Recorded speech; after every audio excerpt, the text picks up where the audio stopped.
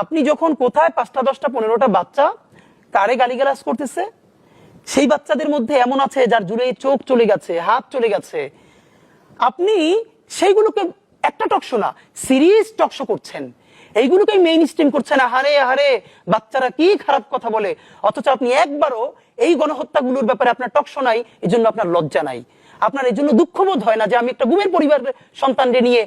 একটা মেয়ে যে বলেছে, ডক্টর ইউনূস যেদিন আয়নাঘর পরিদর্শন করতে গেছেন, সেদিন সাথে একটা মেয়ে গেছিল, ও তখন ছোট, ওই ইন্টারভিউতে বলতেছে ওর মাকে যখন আয়নাঘরে আনছে সে অনেক স্বাস্থ্যবান, তাকে এমন লাথি মারছে, ও পানি খাইতে চাইছিল, বলছিল আমার মারে একটু পানি দেন, এমন লাথি মারছে সে বাথরুম করে ফেলছে।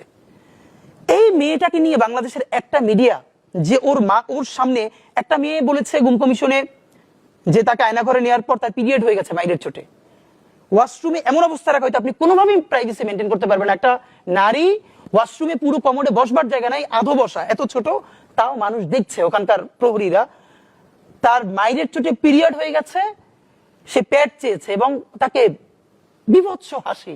আপনি ভাবেন আপনার বোন আপনার মা আয়না ঘরে মাইরের চোটে জীবনের এই পরিণতি চলে এসেছে, আপনার মধ্যে এই সুশীলতা থাকবে?